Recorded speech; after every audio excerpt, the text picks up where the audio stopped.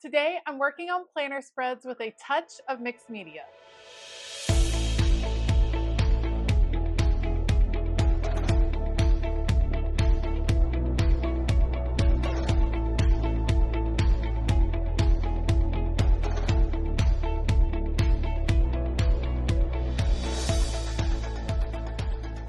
Hey y'all, I'm Elisa, the Scrappy Wife behind ScrappyWife.com, and today I'm working on two custom planner spreads, both of which are going to have just a touch of mixed media. We are going to create a Highland cow theme for Denise, and then a Valentine's theme for Aide as a reflection for her. So I will link things that I'm going to use. Obviously, Live Love Posh is taking front and center stage on this particular video. But I will link them down below. Otherwise, I'm going to put you all on fast forward. Let's go. All right, let's start out with Aide's spread. She asked for a Valentine's themed spread. Now, you all are seeing this in March. She requested this a couple days before Valentine's Day. I'm hoping that she is wanting this for like a reflection piece, or she can share it for next year. But we're going to give her some beautiful, luxurious florals from Luxe Winter from Live Love Posh. These most definitely have a Valentine's feel, and we're incorporating some mixed media through Distress Oxide ink blending.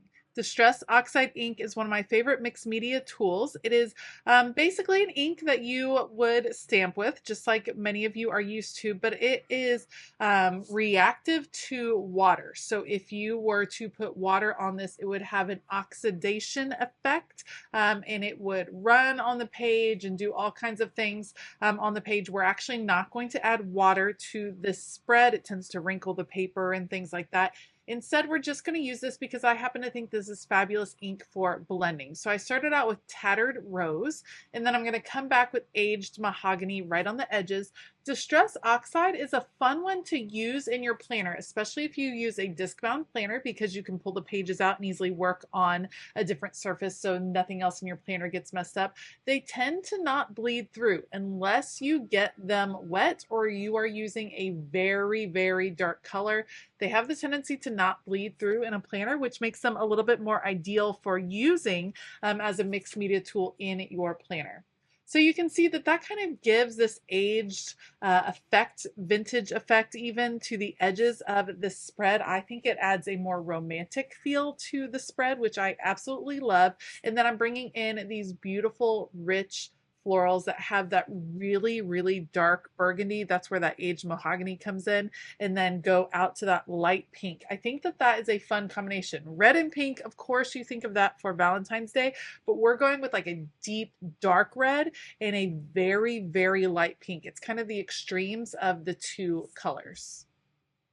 For the red functional boxes that I'm going to bring in, the red boxes that were part of the Luxe Winter sticker book weren't dark enough for me, so I went with Mojo Jojo's red boxes where she has lots of different shades of red and chose a really deep dark one. I'm kind of spreading those out throughout the spread, and then I'm going to combine them with the light pink ones that actually are in the Luxe Winter sticker book. So I'm figuring out where those big clusters are going to be. You can see me kind of forming them here, and then I will incorporate some different florals as I'm moving them onto the page. So for instance, bringing in a floral right here to connect the two. I just love how this one feels very romantic and beautiful to me at the end. I don't think it has to scream at Valentine's Day. You could use this at different points in the year for sure. However, if this were a Valentine's Day spread, it definitely would serve that purpose, if that makes sense.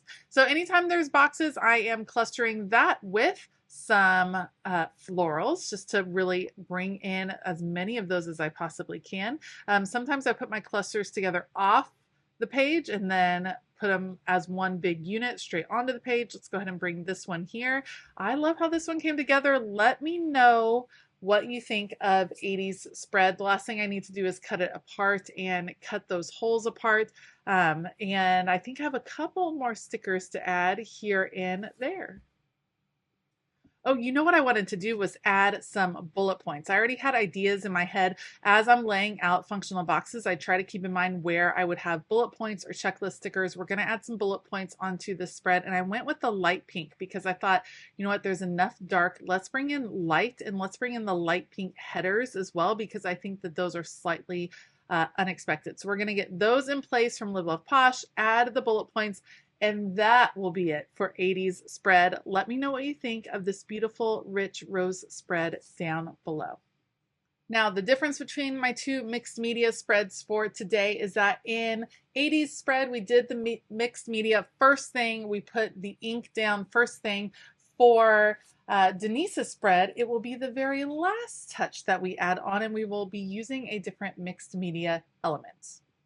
Denise requested a monthly spread, and she requested a Highland cows theme. So I went onto Canva and found an image of a Highland cow. I printed it out onto just regular 32-pound bright white paper, my favorite paper to print with. I did that on a really light gray background and used it as scrapbook paper. And so I tore it because I think we forget that mixed media means that you can use different media elements. That can include collage. So we are doing a collage feel with our cute little Highland cow printable here, and mixing in some florals from Pastel Blooms from Live Love Posh. These are bright and vibrant and perfect as we are kind of making the turn into spring.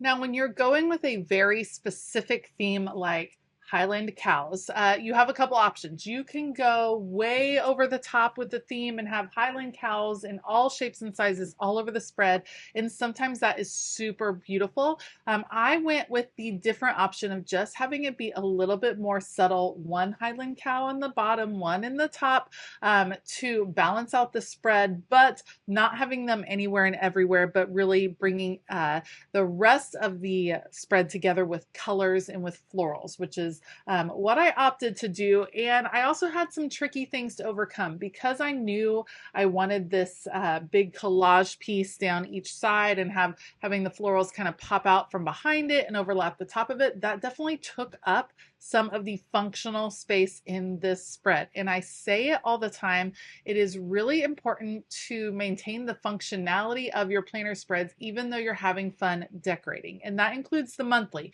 I know not everyone uses the monthly. You may not have a ton to write. It may not be a big deal. But I want to make sure this is still useful for Denise. So the way I did that was by layering these functional boxes on top of some of the elements that were already on the page. That gives Denise a place to write for those Sundays that are getting covered up, those Saturdays that are getting covered up. She's still going to be able to write in those spots, but it just doesn't have the basic pre-drawn box that's there. I just had to bring in a functional box sticker. I'm going to add the month at the bottom of this spread. Also a little bit different, a little bit unusual, but that's okay. We're changing things up. The other way I'm going to change things up is with where the numbers are. Generally, for a dated monthly, numbers would be in the upper left-hand corner of each box, but that really didn't work out for me for where I had put things, so I opted to go with a little bit larger of a number from the dated basics, the rainbow dated basics from Mojo Jojo Plans. We went with a larger number and we put it in the bottom left of each box, and you'll see me add that here in a minute. It's just a different look, still very functional, still leaves her plenty of spaces to write in her activities and appointments and things like that for the month, but I like changing it up. I think it's interesting. I don't know that I would do it every month, but moving around the numbers, that's certainly a different way to take a look at how to organize your monthly spread. Because I started with an undated spread, this also gave me the freedom to move the numbers as needed. So sometimes I had to shift a little to the left or a little to the right based on the decor that I had already put in the box, and it still works. It still worked really well. It's still going to be a functional spread. The other kind of tricky thing I had to do, March 2025 has the 30th and the 31st on a Sunday and Monday. For other monthly spreads, I've just used the diagonal line and cut that box in half. That wasn't really going to work with what I had going on already, so I actually moved the Sunday and Monday up to the top of the spread. So once I get to the bottom and finish with the 29th on the lower right hand corner, I will move up to the upper left and add the 30th and the 31st. So again, I'm able to adjust the layout ever so slightly to accommodate my decor, but it's still going to be pretty functional.